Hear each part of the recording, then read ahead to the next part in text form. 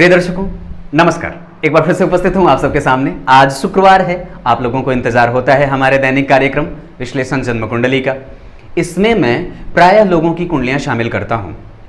आज की कुंडली सौम्या श्री की है। किसी भी माता पिता का सर्वोत्कृष्ट और लालसा ये होती है कि उसके पुत्र और पुत्रियों के बारे में कोई बता दे, कोई तो हो जो ये बता दे कि आपके बच्चे का जीवन काल ऐसा और इस ढर्रे पे चलने वाला है। दुनिया का हर माता पिता यही तो चाहता है, कैसा होगा उसके बच्चों का जीवन काल। और ये जानने के लिए वो किसी ऐसे ज्योतिषी के शरण में जाना चाहता है जो उसे उसके बारे में उसका दर्शन करा दे। आइए शुरू करते हैं आज का कार्यक्रम। झट से इनका पंचांग पढ़ के बता देता हूं।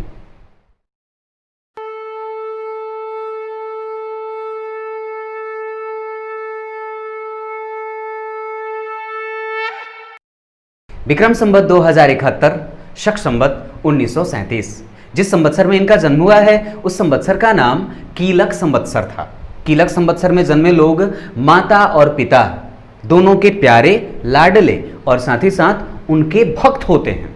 माता पिता का आदर, अपने से बड़े और गुरुजनों का आदर करना, और व्यक्ति थोड़ा सा रुष्ट रहने वाला भी कभी कभी होता है। आगे बढ़ने पे पता चला इनका जब जन्म हुआ था तब सूर्य उत्तरायण के थे। सूर्य का आयन होता है उत्तरायण और दक्षिणायन। दक्षिणायन का मतलब है देवताओं की रात्रि और उत्तरायण का मतलब है देवताओं का दिन। अब सीधी सी बात है, आप जब किसी के दरवाजे पे जाएंगे रात्रि में तो दरवाजा खोलने के वक्त थोड़ा इंतजार तो करना होगा। बस यही बात है। मतलब व्यक्ति का जब जन्म हुआ तो उत्तरायण काल था, अर्थात देवताओं का दिन था। मतलब इंतजार नहीं करना पड़ा है, दरवाजा खुला था। भाग्योदय का, भाग्य के सहयोग का, पूर्वजों के आशीर्वाद का, और बड़े और ज्येष्ठ और दुनिया में स्वागत करने वालों की कमी नहीं है।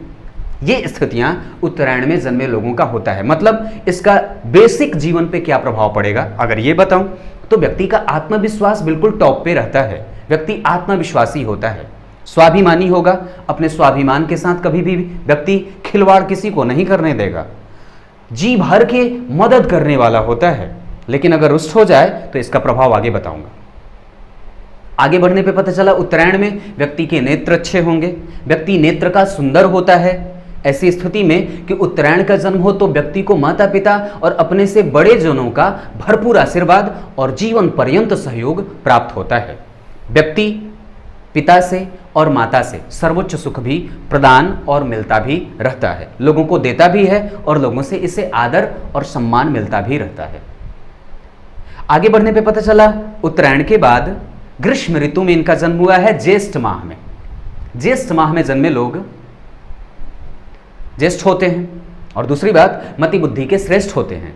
अगर व्यक्ति अपने जन्म स्थान से दूर जाकर के, याद रखिएगा मैंने ये जन्म स्थान से दूर कहा है, आपके जन्म स्थान से दूर जाकर के व्यक्ति का लालन पालन होते देखा गया है। ज्येष्ठ माह में प्रभाव इसका एक और होगा कि व्यक्ति अगर अपने जन्म स्थान से दूर जाकर के अगर कोई भी काम करे तो उसको सफलता मिलती है।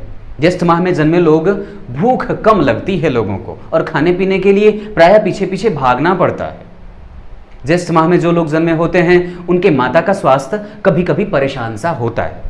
ज्येष्ठ माह में जो लोग जन्मे होते हैं वो पानी कम पीते हैं और भूख कम लगती है। साथ ही साथ उसके बाद और एक कदम आगे बढ़ के बताऊं तो ज्येष्ठ माह में जन्मे लोग अपने क्रोध को जीत लेते हैं, जीता क्रोध हो जाते हैं। मतलब व्यक्ति सामान्य पुरुषों के मुकाबले या सामान्य स्त्रियों के मुकाबले अपने क्रोध पे विजय प्राप्त करने वाला हो जाता है। ये स्थितियां ग्रीष्म ऋतु ज्येष्ठ माह का था। पक्ष शुक्ल पक्ष का है तो व्यक्ति बड़ा सुंदर होगा, व्यक्ति बड़ा सुंदर होगा। और स्त्री जाति का हो तब तो कहना ही क्या है। मनमोह और मन को आकर्षित करने वाला सुंदरता व्यक्ति को मिल जाता है। शुक्ल पक्ष के त्रयोदशी से चतुर्दशी का जन्म है। ऐसी स्थिति में व्यक्ति परोपकारी होगा, मदद करने के लिए हमेशा छुप छुपा करके मदद करने में आगे रहता है। एक श्रेष्ठ शरीर के अंदर और श्रेष्ठ बुद्धि का विकास होते देखा गया है। कई बार होता है ना, व्यक्ति सामने से देखने में तो बिल्कुल स्पष्ट और श्रेष्ठ दिखता है, अच्छा दिखता है, लेकिन उसके अंदर के विचार बड़े कलुषित होते हैं। इनके साथ ऐसा नहीं है। कारण, क्योंकि जहां व्यक्ति शुक्ल पक्ष में जन्मा है तो अच्छे विचार और संस्कारों से युक्त होगा, धार्मिक होगा, धर्मात्मा होगा। और एक बात जो कि सबसे ज्यादा समझ में आती है कि व्यक्ति दुनिया में किसी भी लोग के लिए मदद करने के लिए आगे होगा। त्रयोदशी और चतुर्दशी का प्रभाव ऐसा कि व्यक्ति को परोपकारी बनाएगा और दिमाग में एक श्रेष्ठ मति बुद्धि का संचार और उत्पन्न होते देखा गया है। रविवार का जन्म है, पित्ताधिको अति चतुरस्त यशस्वी, पीत वर्ण के लोग होते हैं, अत्यधिक चतुर भी होते हैं, चालाक होते हैं, अपनी स्थितियों को समझने वाले होते हैं, चपल चंचल चालाक और थोड़े पीले वर्ण के होते हैं। नेत्र हल्के भूरे भी हो सकते हैं। शरीर का सबसे सर्वाधिक जो श्रेष्ठ और सुंदर हिस्सा होता है वो इनके नेत्र ही होते हैं।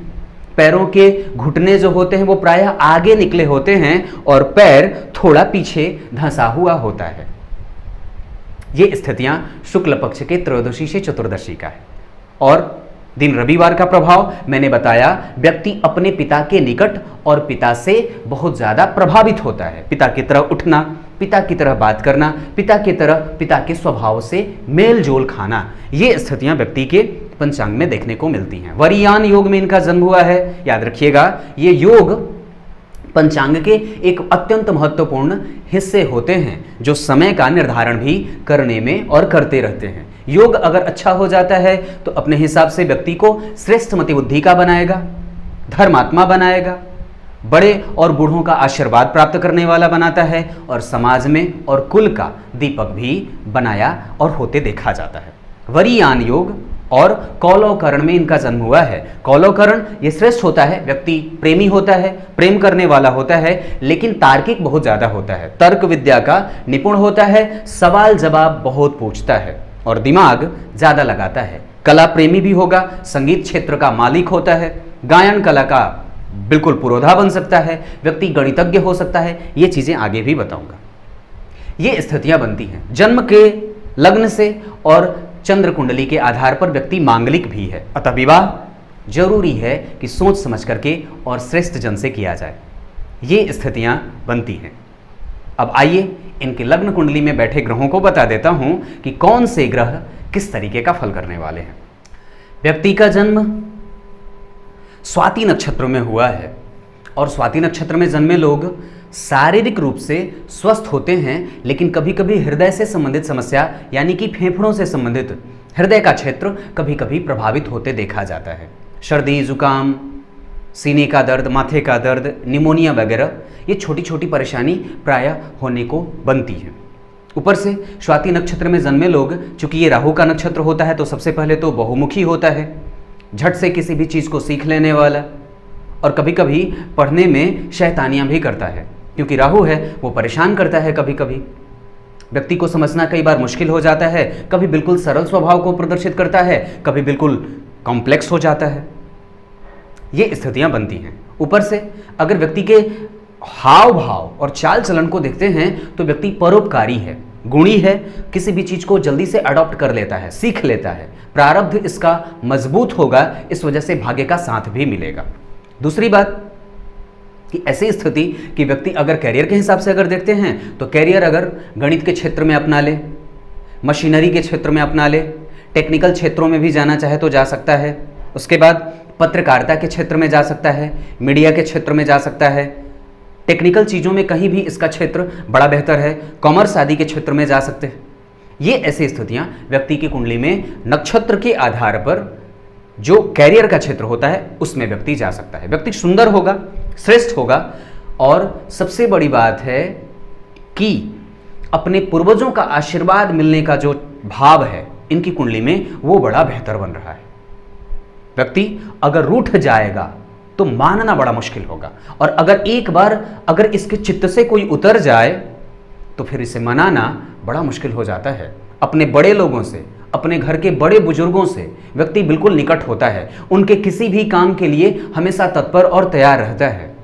मदद करने की बात जहां भी आती है तो अपना सर्वस्व लुटा करके व्यक्ति मदद करता है और हमेशा प्रैक्टिकल जीवन जीने का प्रयास करता है। ऐसा नहीं कि किसी सामान्य ढर्रे पे व्यक्ति जीवन जीता जा रहा है।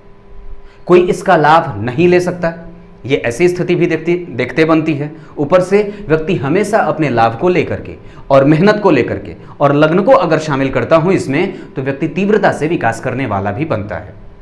मिथुन लग्न के लोग बुद्धि से थोड़े बहुत ज़्यादा प्रैक्टिकल होते हैं और अपने लाभ के लिए ज़्यादा जीवन जीते हैं। ये स्थितियां भी यहाँ पे बन रही हैं।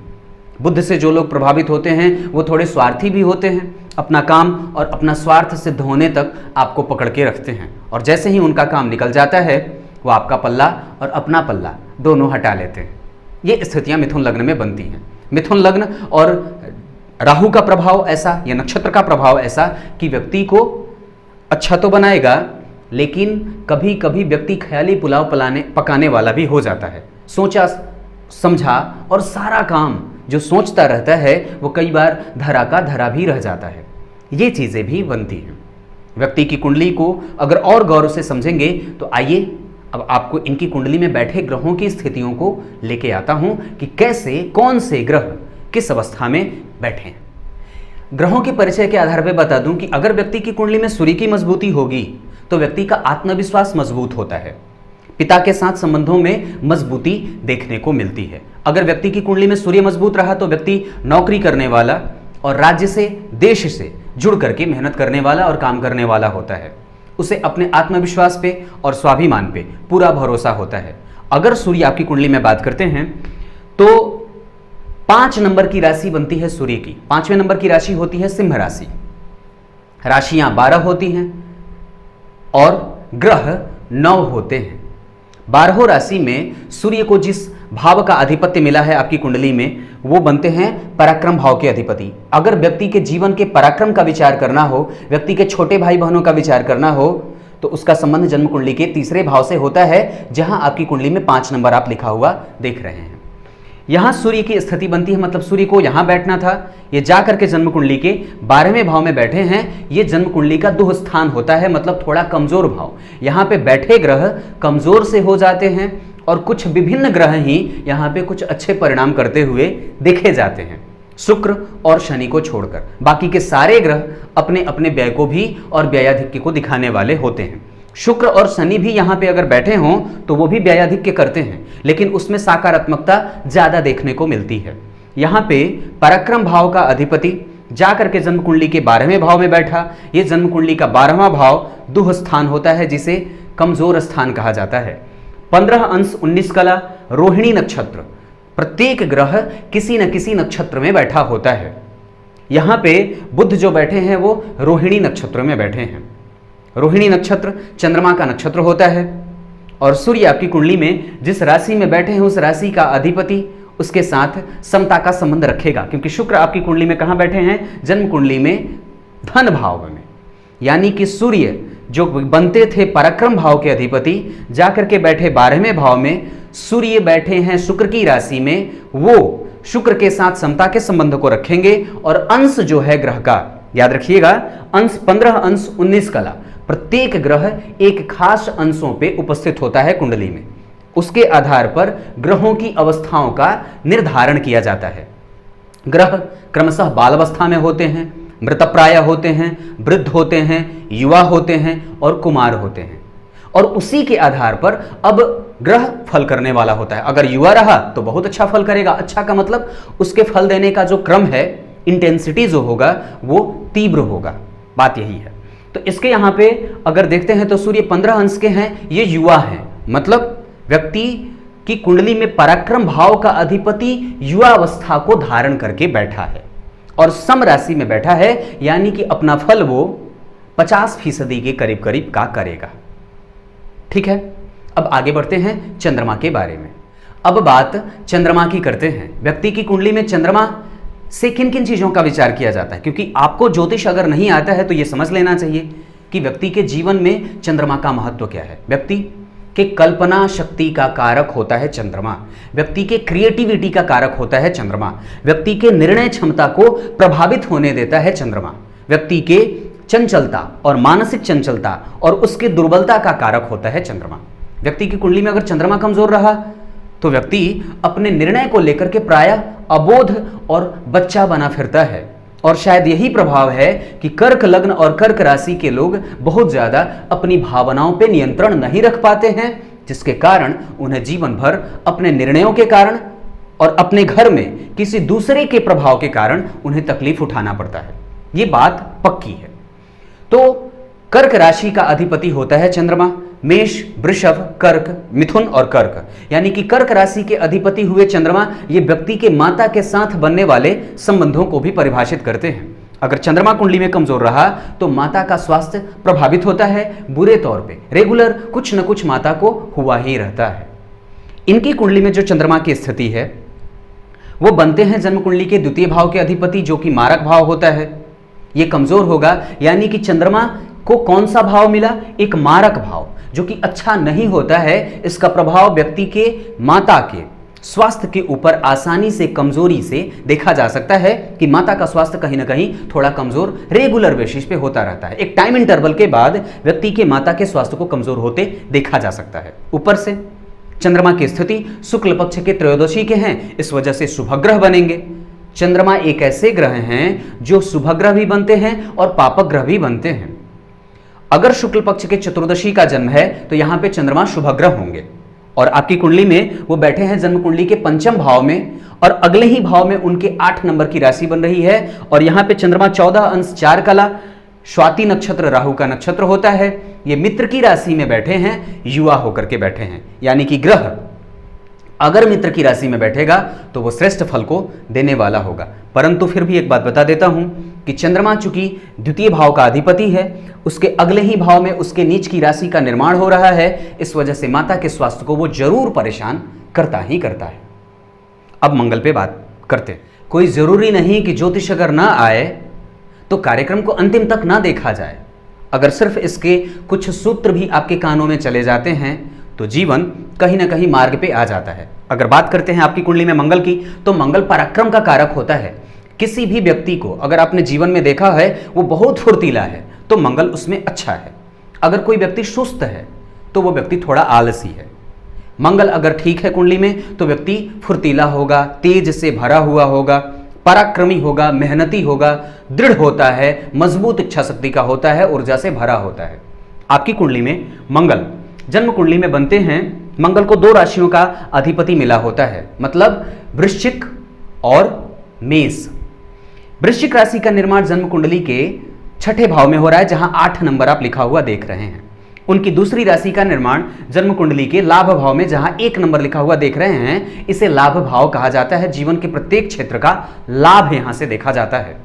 और यहां ये अष्टम 8 नंबर जहां लिखा है, इसे कुंडली का 6ठा भाव कहा जाता है, जिसे रोग और जीवन में आने वाली ऑब्स्टेकल या फिर हर्डल क्रिएशन को देखा जाता है, जहां से जीवन में आने वाली समस्या और बाधा को देखा जाता है।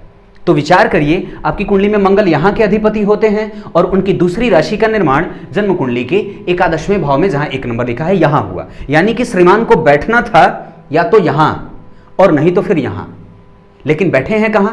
मंगल आपकी कुंडली में बैठे हैं 12वें भाव में। यानी कि एक तो पराक्रम के अधिपति भी 2 स्थान में गए, ये कमजोर दिख रहे हैं भाव से। रोग भाव का अधिपति और लाभ भाव का अधिपति, अधिपति कहने का मतलब है इस भाव में जो अंक लिखा है उस अंक के अधिपति, उसके मालिक। तो रोग भाव बनाइए, यहां के अधिपति बने मंगल, क्योंकि 8 नंबर की राशि उनकी होती है। तो यहां पे भी अधिपति उनका और यहां का भी अधिपति वही। तो दोनों भावों के अधिपति होकर के 12वें भाव में बैठे ये व्यक्ति के पराक्रम के फल को देर से देने वाले होंगे या जल्दी देंगे, ये देखने लायक होगा। लेकिन मंगल आपकी कुंडली में अस्त अवस्था में बैठा है, इस वजह से व्यक्ति को थोड़ा सा आलसी बनाएगा और व्यक्ति को आलस्य देता है, प्रमाद देता है। व्यक्ति थोड़ा धीरे धीरे काम करने वाला भी होता है, लेकिन शरीर का मजबूत होता है, फुर्तीला होगा और रोगों पे विजय प्राप्त करने वाला भी होगा। अपने जीवन में आने वाली समस्याओं को वो कैसे निपटेगा ये तो आगे आने वाला वक्त बताएगा, जो इसी सेशन में आपको बताऊंगा। आइए अब बुध की चर्चा कर लेते हैं। व्यक्ति की कुंडली में अगर बुध की मजबूती हो जाती है तो व्यक्ति चपल होता है, चंचल, चालाक होगा और समझदार होता है। अगर किसी भी व्यक्ति को आपने देखा हो कि किसी भी चीज को वो जल्दी से सोख लेता है, अडॉप्ट कर लेता है, अपने कला से व्यक्ति का मन मोह लेता है, एक चेहरे पे एक ऐसी मुस्कान जो सबका मन आकर्षित कर लेता हो, ये वही बुध है। अगर व्यक्ति की कुंडली में बुध मजबूत रहा ना, तो व्यक्ति को बड़ी श्रेष्ठ मति बुद्धि का बनाता है और व्यक्ति को मजबूत व्यक्तित्व का भी बना देता है। गणना करना व्यक्ति के फितरत में होता है, वो हर समय कैलकुलेशन करता रहता है। कॉमर्स आदि के क्षेत्र में जाएगा, मुंशीगिरी का काम कर लेगा, कंप्यूटर से जुड़ करके काम कर लेगा, चित्रकारी का काम कर लेगा, ये सारी चीजें बुध कराते हैं।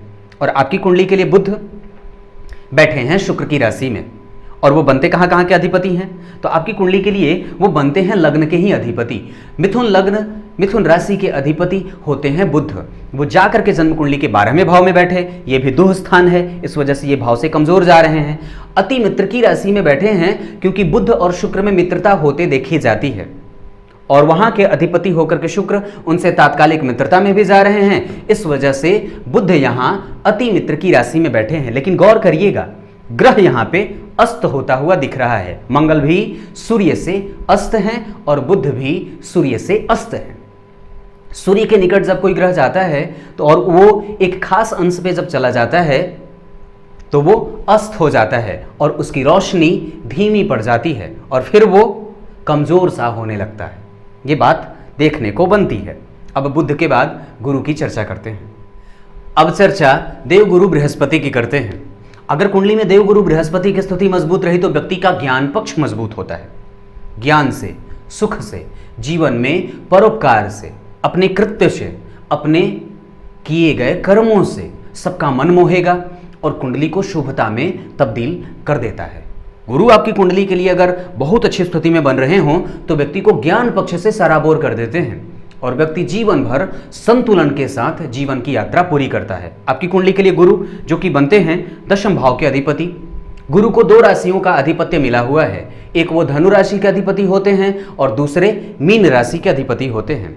धनु राशि कहाँ बन रही है? 9वें नंबर की राशि धनु राशि होती है। आप विचार करिए 9 नंबर कहाँ लिखा है, यानी कि 7वें भाव में।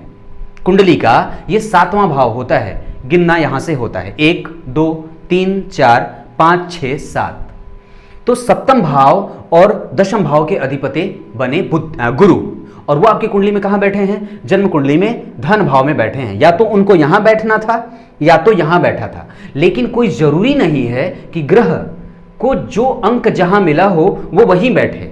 ग्रह स्वतंत्र होता है, वो उस समय जिस राशि में गोचर कर रहा था वो आपकी कुंडली में गुरु उच्च के थे। कर्क राशि में गुरु उच्च के होते हैं और ग्रह अगर उच्च का हो जाता है तो वो जिन जिन चीजों के लिए और जिन जिन भाव का अधिपति है उसके फलों में वो वृद्धि कर देने वाला होता है। आपकी कुंडली के लिए वो उच्च हैं, 22 अवस्था 22 अंश के हैं, 31 कला आश्लेषा नक्षत्र बुध का नक्षत्र होता है। ये श्रेष्ठ स्थिति में कहे जा सकते हैं। जीवन में व्यक्ति कितना सुख भोगेगा, ऐश्वर्य का मालिक कितना बनेगा, कितने धन और लक्ष्मी का कारक वो सिद्ध होगा। व्यक्ति की कुंडली में जीवन में तमाम तरीके के मैटेरियलिस्टिक जो वर्ल्ड होते हैं और जो वो संसार होता है उस पे इसका प्रभुत्व कितना रहेगा, ये शुक्र से विचार किया जाता है। भौतिकवादी सुख जितने भी होते हैं, आपके पास आपके घर कितने हैं, आप कितने भवनों के मालिक हैं, आपके भवन और वाहन का सुख आपको अभी तक मिला कि नहीं मिला, गहनों का संसार आपके पास कैसा है, आपके माता पिता के पास गहनों का भाव कैसा है, घर में धन संपत्ति की स्थिति क्या है, ये सारी चीजें जो व्यक्ति को भौतिकवादी और मटेरियल वर्ल्ड में व्यक्ति को बेहतरीन बनाते हैं, ये क्षेत्र शुक्र के अंतर्गत आता है। और व्यक्ति अगर धनी हो रहा है और लक्ष्मी से युक्त हो रहा है तो निश्चित रूप से उसकी कुंडली में शुक्र की स्थिति अच्छी होगी। तो शुक्र आपकी कुंडली में बनते हैं 12वें भाव के अधिपति। शुक्र को भी 2 राशियों का अधिपति मिला हुआ है, वृषभ और तुला। तो वृषभ राशि जन्म कुंडली में 12वें भाव में बन रही है और उनकी दूसरी राशि का निर्माण देखिए 5वें भाव में हो रहा है। यानी कि अगर जन्म कुंडली में पंचमेश और 12वें भाव के अधिपति शुक्र की बात करते हैं तो वो शुक्र आपकी कुंडली में यहाँ के और यहाँ के अधिपति होकर के जाकर के जन्म कुंडली में उच्च के गुरु के साथ द्वितीय भाव में बैठे हैं। ये धन भाव भी होता है और धन भाव में ही शुक्र बैठे हैं। ऐसी स्थिति में कि वो चंद्रमा की राशि में बैठे हैं और चंद्रमा के साथ तात्कालिक मित्रता में भी हैं तो ये ठीक होगा, लेकिन अवस्था में वो थोड़े कमजोर से दिख रहे हैं तो इसका प्रभाव वो थोड़े कम से देने वाले भी हो सकते हैं। अब बात शनि की कर लेते। व्यक्ति अपने जीवन में कितना न्यायप्रिय है, अपने काम को लेकर के कितना पॉजिटिव है, अपने पंक्चुअलिटी के लेवल पे वो कितना ज़्यादा कारगर सिद्ध होता है, अपने काम को लेकर के वो कितना सीरियस है, और जीवन को कैसे देखता है, लोगों का आदर करता है कि नहीं, सम्मान करता है कि नहीं, जीवन में गलत और सही के पक्षों का निर्धारण वो कितना और कितने तरीके से कर पाता है, ये शनि सारी चीज़ें दिखाते हैं। शनि अगर कुंडली में कमजोर या मजबूत हुए तो व्यक्ति के दुख के कारण हो जाते हैं, व्यक्ति के जीवन में आने वाली तकलीफों के कारण शनि बन जाते हैं। आपकी कुंडली के लिए शनि बनते हैं कहाँ के अधिपति? एक अष्टम और एक नवम भाव के अधिपति। शनि भी 2 राशियों के अधिपति होते हैं, एक मकर और दूसरे कुंभ। आपकी कुंडली के लिए वो इन भावों के अधिपति, यानी कि या तो शनि को यहां बैठना था या फिर यहां बैठना था, इन दोनों भावों के अधिपति होकर के जाकर के जन्म कुंडली के कहां बैठे हैं? जन्म कुंडली के 6ठे भाव में, ये रोग के भाव में बैठे हैं। 8 नंबर की राशि मंगल की राशि होती है और शनि वक्री होकर के बैठे हैं। 7 अंश 4 कला अनुराधा नक्षत्र अपने ही नक्षत्र में ये बैठे हैं, यानी कि यहां से इसको बल मिल रहा है। ये स्थितियां कि जन्म कुंडली में अगर ये बैठे हैं मंगल की राशि में, मंगल के साथ अगर देखता हूं तो तात्कालिक शत्रुता में चले गए। शनि और मंगल दोनों ग्रह एक दूसरे को शत्रु मानते हैं, इस वजह से कि शनि अगर मंगल की राशि में जाएंगे और तात्कालिक मित्रता में नहीं शत्रुता में जा रहे हैं, इस वजह से ये शनि यहां पे अति शत्रु के हो गए। और ग्रह अगर अति शत्रु का होता है तो अपना प्रभाव बड़ा खराब और बड़ा कमजोर सा देता है। अब अगर इनके अंश की चर्चा करते हैं तो 7 अंश के हैं ये, तो थोड़े कमजोर भी दिख रहे हैं, लेकिन नक्षत्र से अपने हैं, तो ये प्रभाव कैसा देंगे ये आगे बताएंगे। अब राहु केतु की चर्चा कर लेते हैं। आपकी कुंडली के लिए शनि वृद्ध होते हैं और राहु केतु की स्थिति आपकी कुंडली में युवा होकर के बैठे हैं। ये 14 अंश पे हैं, 20 कला हस्त नक्षत्र के राहु और केतु भी उत्तरा भाद्रपद नक्षत्र के, जो कि शनि का नक्षत्र होता है। ये 10वें स्थान में केतु और 4th स्थान में राहु बैठे हैं। इनका प्रभाव क्या होगा ये थोड़े देर के बाद पता चलेगा। अब आइए आपको जन्म कुंडली के विश्लेषण पे लेके आता हूं। उससे पहले आपकी कुंडली में कारक, अकारक और तटस्थ ग्रहों पे चर्चा कर लेता हूं। व्यक्ति की कुंडली के लिए स्तंभ के तौर पे प्रायः 3 से 4 बिंदुओं को यहां पे समझाना चाहूंगा। सबसे पहले बता दूं कि कुंडली में कारक, अकारक, तटस्थ और बाधक, ये कुछ ऐसे ग्रह होते हैं जो प्रत्येक लग्न की कुंडलियों में बदल जाते हैं। आपकी कुंडली मिथुन लग्न की है तो सबसे पहले यहां पे चर्चा कारक ग्रहों की करता हूं। तो कारक ग्रह होंगे, कारक कहने का मतलब है कि ये ग्रह जो कारक होंगे वो आपकी इस कुंडली के लिए महत्वपूर्ण होंगे और उनकी दशा अंतर्दशा देखने वाली होगी और श्रेष्ठ फलों को भी करने वाली होती है। दूसरी बात है कि कारक ग्रह इस कुंडली में वो इंपॉर्टेंट प्लैनेट के तौर पे जाना जाता है जो अपनी दशा अंतर्दशा में अच्छा फल तो करता ही है, साथ ही साथ व्यक्ति को हमेशा वो प्रभावित भी करता है। तो सर्वाधिक महत्वपूर्ण तरीके से अगर देखता हूं तो मिथुन लग्न की कुंडली में कारक होते हैं 5वें भाव के अधिपति शुक्र और उनकी दूसरी राशि का निर्माण जन्म कुंडली के 12वें भाव में हो रहा है। मतलब कारक भाव का अधिपति और कारक भाव का ग्रह, ये जो भाव उसका बन रहा है, ये दोनों आपकी कुंडली के लिए एक पंचमेश बहुत अच्छे बनेंगे शुक्र, और व्यय भाव के अधिपति शुक्र आपकी कुंडली के लिए कारक बन रहे हैं क्योंकि ये महत्वपूर्ण भाव है। जन्म कुंडली का शिक्षण भाव, शिक्षा का भाव होता है, ये त्रिकोण भाव है, इसलिए इसे और यहाँ के अधिपति को मिथुन लग्न की कुंडली में कारकत्व की प्राप्ति होगी। दूसरे कारकत्व के तौर पे आपकी कुंडली में बनेंगे, यानी कि महत्वपूर्ण जो ग्रह होंगे वो शनि बनेंगे, यानी कि इनकी दशा अंतर्दशा और इनका काल निर्धारण आपकी कुंडली के लिए महत्वपूर्ण सिद्ध हो सकता है। एक वो अष्टम भाव के अधिपति और दूसरे 9वें भाव के अधिपति बनते हैं, लेकिन यहाँ पे वो सामान्य मारक भी होते हैं, कारण क्योंकि अष्टम भाव कहीं ना कहीं मारक होता है। इस वजह से इनकी अंतर्दशा या दशा थोड़ा सा प्रारंभ में तकलीफ देगी तो अंतिम समय में थोड़ा अच्छा भी परिणाम मिलेगा देखने को।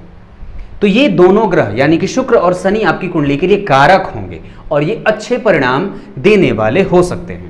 अगर अकारक ग्रह की बात करता हूं तो अकारक कहने का मतलब होता है कि व्यक्ति की कुंडली में ये तीनों ग्रह या जो भी ग्रह अगर अकारक के तौर पे देखे जा रहे हैं, उनका प्रभाव थोड़ा नगण्य, सूक्ष्म या कम या व्यक्ति के लिए सपोर्टिव नहीं होता है। ये बात पक्की है। ऊपर से अगर विचार करते हैं तो आपकी कुंडली जो कि मिथुन लग्न की है, इस लग्न की कुंडली के लिए अकारक होंगे मंगल, सूर्य और गुरु। अर्थात मंगल कहां कहां के अधिपति होते हैं जन्म कुंडली में? 6ठे भाव के अधिपति और लाभ भाव के अधिपति। गुरु कहां के अधिपति? तो 10म और 7म भाव के अधिपति। मंगल, गुरु और सूर्य जो कि त्रिक भाव के अधिपति यानी कि तीसरे भाव के अधिपति होते हैं, ये तीनों ही ग्रह आपकी कुंडली के लिए अकारक सिद्ध होते हैं और इनकी दशा अंतर्दशा थोड़ा सा अच्छा भी और थोड़ा सा बुरा भी प्रभाव करने वाली हो सकती है। अब चर्चा तटस्थ ग्रहों की कर लेता हूं। तो आपकी कुंडली के लिए तटस्थ ग्रहों में बुध तटस्थ होंगे। कारण क्योंकि वो जन्म कुंडली के लग्नेश भी होते हुए और सुखेश भी होते हुए तटस्थ ही होते हैं, क्योंकि वो दो भावों के अधिपति, और दरअसल वो यहां पे तटस्थ इसलिए हो जाते हैं क्योंकि उनकी मूल त्रिकोण राशि का निर्माण लग्न में ना हो करके चतुर्थ भाव में बन रही है। इस वजह से यहां पे वो तटस्थ से हो जाते हैं। मतलब बुध लग्नेश होते हुए भी तटस्थ होंगे और एक दूसरा ग्रह जो तटस्थता के तौर पे देखने को मिलेगा वो चंद्रमा का होगा, जो कि धन भाव का अधिपति बनता है। ये सामान्य मारक भाव भी होता है, जिसकी दशा अंतर्दशा व्यक्ति के शारीरिक व्याधि और कमजोरियों को लाने वाली होती है। ये आपकी कुंडली में ग्रह जो कि तटस्थ, अकारक, कारक बन रहे थे। अब एक स्तंभ और होता है जिसको भी बता देता हूं, कुंडली में बाधक ग्रह की। अगर बाधक ग्रह की बात करता हूं तो मिथुन लग्न की कुंडली के लिए बाधक होते हैं सूर्य, यानी कि अकारक भी हुए थे सूर्य और बाधक भी हुए हैं सूर्य, यानी कि इनकी दशा व्यक्ति की कुंडली के लिए थोड़ी सी कमजोरी वाली या परेशानियों को लाने वाली या मेहनत के फल को न देने वाली या तकलीफों को लाने वाली हो सकती है। अब चर्चा विश्लेषण पे कर लेते हैं। अब शुरू करते हैं जन्म कुंडली का विश्लेषण। यहां पे आपको मैं बहुत अच्छे तरीके से समझाने का प्रयास करूंगा और आपको वही चीज बताने का प्रयास करूंगा जो आपको जानना चाहिए। तो सबसे पहले बता दूं कि इनकी कुंडली में सूर्य थोड़े कमजोर से दिख रहे हैं। लग्न के अधिपति होकर के बुध 12वें भाव में बैठे हैं, इस वजह से व्यक्ति को मेहनत थोड़ा ज्यादा करना होगा किसी भी चीज को पाने के लिए। कारण उसका एक और भी बनता है, क्योंकि लग्न का अधिपति अगर 12वें जाए ना तो ये अवयोग होता है और ऐसी स्थिति में व्यक्ति को अपने जीवन में किसी भी चीज को पाने के लिए थोड़ा मेहनत ज़्यादा करना पड़ता है अन्य लोगों की अपेक्षा, और इसमें उनको सहयोग मिलेगा। कारण है क्या? क्योंकि सूर्य उत्तरायण के हैं, तो व्यक्ति जो भी काम करेगा उसमें उनको सहयोग मिलता चला जाएगा। ऊपर से शुक्ल पक्ष के चतुर्दशी और त्रयोदशी का चंद्रमा, शुक्ल पक्ष के त्रयोदशी के चंद्रमा व्यक्ति के मन स्थिति को अनुकूल रखने वाले होंगे। व्यक्ति अगर एक दो बार असफल भी होगा तो घबराने वाली कोई बात नहीं होनी चाहिए। ये व्यक्तित्व की बात है। अगर जन्म कुंडली के लग्न का अधिपति जो कि बुध बनता है, मिथुन राशि के अधिपति बुध, वो अगर 12वें चले जाएं, साथ ही साथ वो गए किस किस के अधिपति के साथ हैं, तो एक पराक्रम भाव का अधिपति भी देखिए सूर्य जाकर के 12वें में बैठा है। उसके बाद अगर दूसरे ग्रह को देखते हैं कि दूसरा ग्रह जो बुध के साथ गया है वो कहाँ का अधिपति, यानी कि रोग भाव का अधिपति, मंगल भी तो है ना साथ में, यानी कि बुध किसके साथ बैठे हैं? एक तो वो अवयोग लगा करके 12वें बैठे, पराक्रम भाव के अधिपति को भी व्यय में ले गए और साथ ही साथ रोग भाव के अधिपति और लाभ भाव के अधिपति को भी वो व्यय में ले जा रहे हैं, या ये इन ग्रहों के साथ युति में जा रहे हैं। अब इसका प्रभाव क्या होगा, गौर करिएगा। जन्म कुंडली में अगर पराक्रम भाव के अधिपति व्यय में चले जाएं, लग्न का अधिपति व्यय में चला जाए और ऋण भाव का अधिपति व्यय में चला जाए और तीनों जब एक साथ बैठ जाते हों, विशेषतया मंगल, सूर्य और बुध, तो व्यक्ति के स्वास्थ्य को वो परेशान करते हैं, व्यक्ति के नेत्र रोगों को देने वाले होते हैं, व्यक्ति के हृदय से संबंधित समस्याओं को, शीत जनित बीमारियों को देने वाले होते हैं। कभी कभी व्यक्ति को रात्रि में दिखना बंद हो जाता है। ये स्थितियां, चूंकि सूर्य पराक्रम भाव का अधिपति है, वो 12वें गया है, इस वजह से जिस भी चीज के लिए व्यक्ति मेहनत करेगा थोड़े विलंब से मिलने के आसार बनते हैं। और लग्नेश को दरअसल देख कौन सा ग्रह रहा है, तो विचार करिए, लग्नेश पे शनि की दृष्टि है और शनि होता है विलंब का कारक, और ये बनता है आपकी कुंडली में भाग्य और अष्टम भाव का अधिपति। इन दोनों भावों का अधिपति होकर के देखिए प्रतियोगिता भाव में बैठा है, मतलब भाग्य से प्रतियोगिता करना होगा और भाग्य के सहयोग के लिए व्यक्ति को मेहनत थोड़ा करना होगा, क्योंकि भाग्य का अधिपति सीधा अति शत्रु की राशि में गया। और मैंने आरंभ में बताया था कि ग्रह अगर अति शत्रु की राशि में जाए तो वो थोड़ा परेशान करता है, और इनकी कुंडली में तो वो ऐसे भी अष्टमेश भी बनता है, और अष्टमेश अगर शनि बन जाए तो आयु तो देता है, व्यक्ति के पास आयु पर्याप्त होगा, लेकिन कहीं ना कहीं भाग्य में असहयोग की स्थिति देखने को मिलती है। ये बात क्लियर है, क्योंकि लग्न के ऊपर और लग्नेश के ऊपर अगर शनि का प्रभाव होता है तो व्यक्ति के जीवन को और व्यक्ति के समस्याओं को वो थोड़ा सा देने वाले होते हैं। व्यक्ति को अपने जन्म स्थान से दूर रखेगा क्योंकि राहु का प्रभाव है। माता के स्वास्थ्य को परेशान करेगा क्योंकि राहु का प्रभाव है। ये स्थितियां व्यक्ति को जन्म स्थान से दूर भी रखेगा क्योंकि कहीं ना कहीं बुध जो कि घर भाव के अधिपति हैं, भवन के सुख, माता के सुख, जन्म स्थान के सुख के भाव के अधिपति हैं, वो जाकर के 12वें भाव में बैठे हैं। इस वजह से भी व्यक्ति को अपने जन्मस्थान से प्रायः दूर होकर के जाकर के सफल होते देखा गया है। अपने जन्मस्थान से व्यक्ति दूर जाए और जितना दूर जाए उतना ही लाभ करेगा क्योंकि सूर्य 12वें, बुध 12वें और मंगल भी 12वें। अगर भवन और स्वभवन भाव का अधिपति 12वें जाए तो यह इशारा करता है कि व्यक्ति को विदेश भेज दिया जाए, व्यक्ति को अपने जन्मस्थान से दूर भेज दिया जाए। जितना दूर जाएगा उतना ही लाभ मिलेगा। कैरियर के हिसाब से अगर देखता हूं तो कैरियर भाव के अधिपति बनते हैं गुरु और सप्तम भाव के भी अधिपति गुरु ही बनते हैं। वो जाकर के जन्म कुंडली में उच्च के बनते हैं, उच्च के बैठे हैं धन भाव में। एक बात बहुत अच्छे तरीके से समझ लेनी चाहिए कि व्यक्ति की कुंडली में धन को लेकर के कभी भी समस्या नहीं होने वाली है। व्यक्ति अपने पिता से ज्यादा प्रभावित है क्योंकि जन्म कुंडली का दशम भाव कहीं ना कहीं पिता से संबंध रखने वाला होता है। दशम भाव के अधिपति अगर उच्च के हों तो व्यक्ति के कैरियर में सफलता देने वाले और कैरियर का लाभ देने वाले होते हैं। अगर वहीं पे सप्तम भाव के अधिपति भी अगर अपने भाव से अष्टमस्थ जाकर के, क्योंकि अपने भाव से ये कहां बैठे, 8वें जाकर के बैठे हैं, यहां से 7 और यहां से फिर 8, यानी कि भाव का अधिपति अगर अष्टमस्थ हो और शुक्र मृतप्राय हो तो कहीं ना कहीं ये विचार करने वाला बनता है।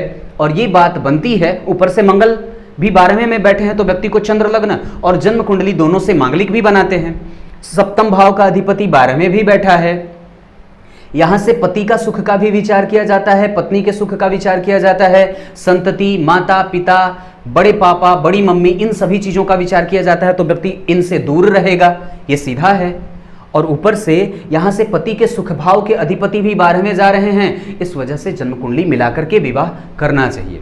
ऊपर से एक बात और है जो कि गौर करने वाली है दाम्पत्य को लेकर, मैं सभी क्षेत्रों को एक ही साथ मिला करके बता रहा हूं। अगर जन्म कुंडली के पंचम भाव का विचार किया तो पंचम भाव में बनती है शुक्र की राशि और शुक्र यहां के अधिपति होकर के जाकर के उच्च के गुरु के साथ बैठे हैं द्वितीय भाव में। ये धन देंगे, व्यक्ति को प्रतिष्ठा देंगे, व्यक्ति को मालिक बनाएंगे, यश का, गौरव का, सम्मान का, यथेष्ट इच्छा पूर्ति का संपूर्ण लाभ व्यक्ति को यहां से मिलने वाला है। लेकिन इसका एक नेगेटिव पक्ष जो होगा वो ये होगा कि व्यक्ति की कुंडली में चंद्रमा के अगले ही भाव में उसके नीच राशि का निर्माण और शनि अगले ही भाव में बैठे हैं।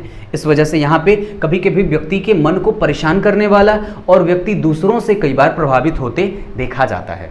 और ऐसी स्थिति में कभी कभी संतति उससे दूर हो जाती है या फिर कभी कभी संतति के लाभ में तकलीफें आती देखी जाती हैं। मंगल का 12वें जाना, सप्तम भाव के अधिपति का अपने भाव से अष्टमस्थ जाना, पंचम भाव के अधिपति और दशम भाव के अधिपति का एक साथ जाकर के योग कारक स्थितियों का निर्माण करना, ये लाभ भी देगा और कहीं ना कहीं दाम्पत्य में कमजोरी को भी दिखा रहा है। अगर गुरु उच्च के हों तो पति श्रेष्ठ मिलेगा, इसमें कहीं से कोई संशय है ही नहीं। लेकिन चूंकि शुक्र मृतप्राय हो रहे हैं अंश के आधार पर, इस वजह से दाम्पत्य को मिलाकर के ही आरंभ करने की बात बनती है। अगर कैरियर की बात करी तो मैंने नक्षत्र के आधार पर बताया था कि इनकी कुंडली में मेडिकल सेक्टर को छोड़ करके या मेडिकल सेक्टर से हटा करके या फिर अगर गौर करें तो यहाँ पे एक क्षेत्र जो कि बहुत ज़्यादा अच्छे तरीके से बन रहा है वो है मीडिया सेक्टर में जाने का। व्यक्ति अगर कॉमर्स आदि के क्षेत्र में जाना चाहे तो जा सकता है, कला के क्षेत्र में जाना चाहे तो जा सकता है, पेंटिंग के क्षेत्र में जाना चाहे तो जा सकता है, संगीत के क्षेत्र में जाना चाहे तो जा सकता है, नृत्य के क्षेत्र में जाना चाहे तो जा सकता है, पढ़ाई लिखाई में उच्च पदस्थ अधिकारी बनने के लिए अगर प्रयास करना चाहता है तो जा सकता है। उच्च शिक्षा का मालिक इनकी कुंडली में शनि बनते हैं, वो जा रहे हैं अति शत्रु की राशि में, इस वजह से कभी कभी उच्च शिक्षा में व्यवधान भी हो। परंतु मैं फिर भी समझता हूं कि दशम भाव के अधिपति जो कि उच्च के गुरु द्वितीय भाव में बैठे हैं वो ज्ञान के कारक होते हैं, ये व्यक्ति को उच्च शिक्षा में लाभ भी देने वाले बन रहे हैं।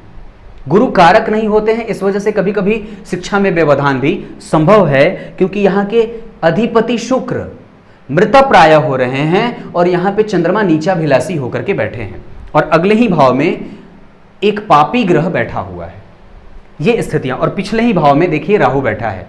अगर किसी भी भाव के साथ या किसी भी भाव के अधिपति या किसी भी भाव को अगर दो पापग्रह आगे पीछे घेर लेते हैं, जैसे राहु पापग्रह होता है, शनि भी पापग्रह होता है। हालांकि इस कुंडली में शनि कारक होते हैं, लेकिन अस्तमेश होने के साथ साथ ये थोड़े से कमजोर फलों को भी दर्शन देने वाले हो जाते हैं। तो यहां पे एक तरफ राहु और एक तरफ शनि, तो शनि और राहु के प्रभाव से ये पंचम भाव प्रभावित हो रहा है। इस वजह से व्यक्ति का माध्यमिक शिक्षा कभी कभी प्रभावित होगा और व्यक्ति के ग्रेजुएशन तक की शिक्षा को निर्बाध गति से प्रभावित नहीं होने देना चाहिए और कभी भी उसे अनरेगुलर या इरेगुलर नहीं करना चाहिए।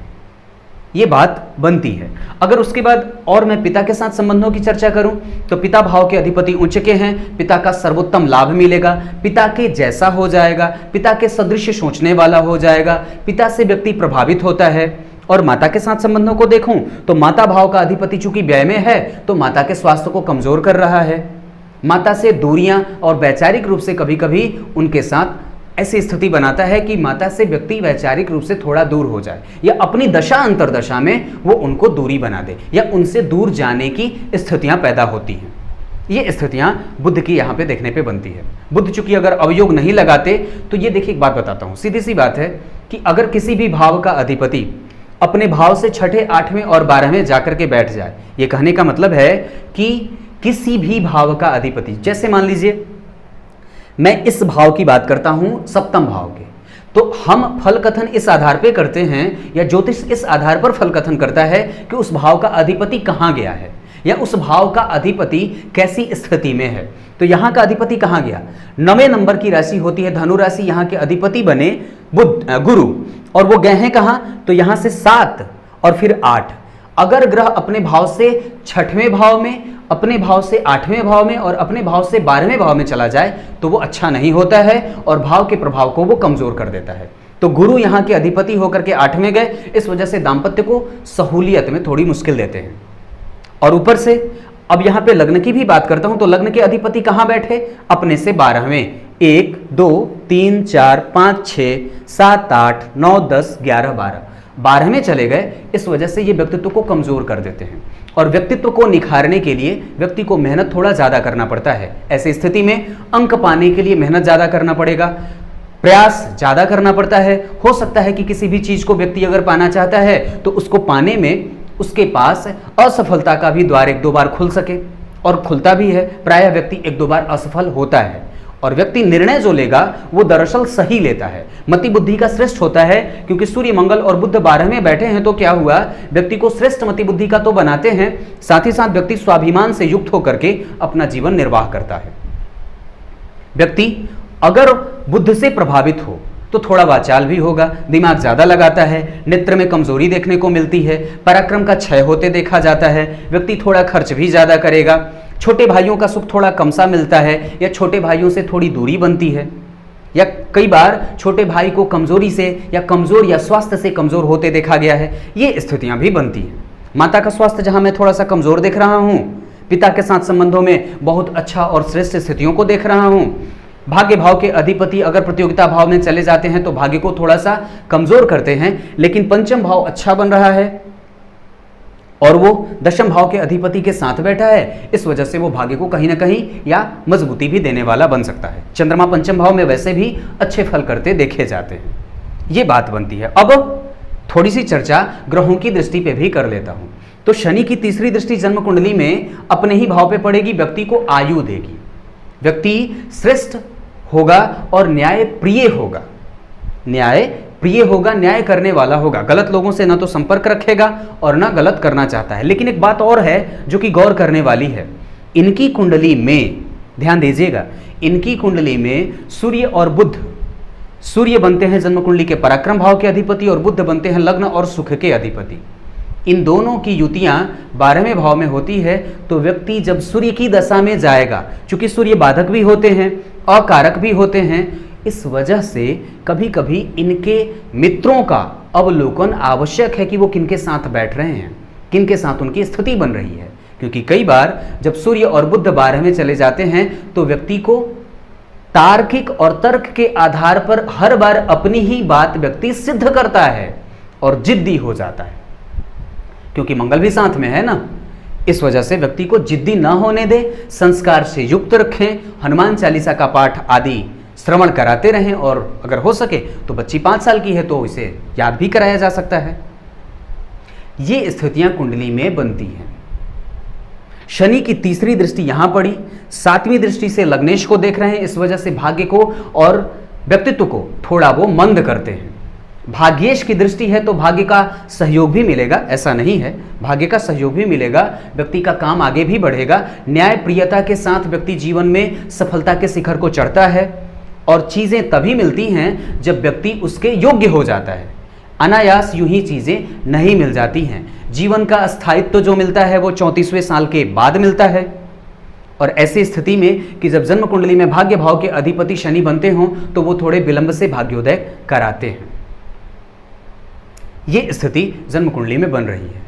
व्यक्ति निर्णय श्रेष्ठ लेगा, अच्छी मति बुद्धि का होगा, और भाग्य के लिए थोड़ा सा मेहनत करना पड़ता है, झुकाव ज़्यादा करना पड़ता है किसी भी चीज़ को पाने के लिए। 7वीं दृष्टि यहाँ पड़ी, और 7वीं के बाद 10वीं, तो 8, 9 और 10, तो भाई भाव पे शनि देखेगा, और वो अष्टमेश भी है, इस वजह से कभी कभी भाई आने में तकलीफ में आता है, या स्वास्थ्य को परेशान करता है, या व्यक्ति के पराक्रम के फल को थोड़ा कमजोर सा कर देता है। व्यक्ति जितना मेहनत करता है उसके फलों को वो थोड़ा कम कर देता है, उसमें मंद कर देता है, ये बात बनती है। मंगल की बात करता हूं तो मंगल आपकी कुंडली में 4थी दृष्टि से 1, 2, 3, 4, मतलब ग्रह जहां बैठा होता है वहां से वो विभिन्न भावों को देखता है। तो शनि को 3 दृष्टियां प्राप्त हैं, तीसरी, 7वीं और 10वीं। ठीक उसी तरीके से मंगल को 3 दृष्टियां प्राप्त हैं, 4थी, 7वीं और 8वीं। तो मंगल जहां बैठेंगे वहां से 4थे भाव को देखेंगे, तो 1, 2, 3, 4। अब गौर करिए, तो जन्म कुंडली के पराक्रम भाव का अधिपति व्यय में शनि की भी दृष्टि पड़ी और मंगल भी देख रहा है। व्यक्ति को पराक्रमी तो बनाएगा, क्योंकि सूर्य की राशि बन रही है, मंगल देख रहे हैं, इस वजह से व्यक्ति मेहनती तो पूरा होगा, लेकिन कभी कभी व्यक्ति के पराक्रम का फल उतना नहीं मिलता है जितना उसको मिलना चाहिए। इस वजह से हमेशा ये गांठ बांध लेनी चाहिए कि मुझे मेहनत ज़्यादा करना है। 4थी के बाद 7वीं दृष्टि यहाँ देखेंगे, ये कभी कभी व्यक्ति को रोग देते हैं, रक्त से संबंधित समस्याओं को देने वाले होते हैं। व्यक्ति को कोई भी शत्रु कभी परेशान नहीं करेगा। व्यक्ति की कुंडली में अगर ऐसी स्थिति बने कि जन्म कुंडली में मंगल, बुध और सूर्य और शनि का प्रभाव 6ठे भाव पे हो, तो कहीं ना कहीं व्यक्ति को आलसी भी बनाता है, और व्यक्ति कई बार थोड़ा सा जिद्दी हो जाता है, और अपने शत्रुओं पे अगर वो गुस्सा हो जाए तो कभी भी किसी भी स्थिति में उन्हें माफ़ नहीं करता है, हमेशा उससे बदला लेने की फिराक में ही रहता है। ये बात बनती है, क्योंकि मंगल यहाँ से व्यक्ति को शत्रुहंता बनाएंगे। व्यक्ति कभी भी अपने शत्रुओं से, चाहे कोई भी हो, अगर वो प्रेम करेगा तो दिल और जान लुटा करके प्रेम करता है, लेकिन अगर उससे अगर रुष्ट हो जाए तो फिर मानता भी नहीं है। ये स्थिति व्यक्ति की कुंडली में देखने को मिल रही है। 7वीं के बाद 8वीं दृष्टि यहाँ पड़ेगी, इस वजह से मंगल की 8वीं दृष्टि जब जन्म कुंडली के 7म भाव पे बने तो विवाह थोड़ा सा मिला करके करना चाहिए, और वैवाह का जो संबंध है उसे सोच समझ करके करना चाहिए। जन्म कुंडली अवश्य मिला करके ही विवाह करने की स्थिति बनती है। ये मंगल की बात रही। बुध वहां से देखेगा तो ये ठीक होगा। व्यक्ति को कभी कभी चमड़े से संबंधित समस्या भी देता है, और यहाँ मैंने कहा कि सूर्य, मंगल और बुध जब 12 में बैठते हैं तो व्यक्ति को नेत्र जनित और नेत्रों से संबंधित समस्या देते हैं। हालांकि व्यक्ति की कुंडली में और व्यक्ति के व्यक्तित्व को देख करके जो मैंने कही है बात कि नेत्र बड़े सुंदर होंगे, नेत्र बड़े सुंदर होंगे, ये स्थितियां कुंडली में बन रही हैं। व्यक्तित्व का अच्छा होगा, थोड़ा चंचल भी होगा, क्योंकि बुध से प्रभावित है, और बुध से प्रभावित है तो राजकुमार के सदृश होता है, राजकुमारी के सदृश हो जाता है। व्यक्ति जो चाहिए होगा वो चाह के ही पाता है, और इच्छा उसकी पूरी भी होते देखी जाती है। लेकिन जैसे ही अपने पैरों पे खड़ा होने का प्रयास करता है तो असफलता चूंकि 1-2 बार मिलती है तो हतोत्साहित भी हो जाता है। तो ये चीज़ नहीं होना चाहिए, और व्यक्ति को चीज़ें मिलेंगी, क्योंकि शनि का प्रभाव लग्न पे है, शनि का प्रभाव लग्नेश पे है, इस वजह से थोड़ी लेट से मिलती हैं।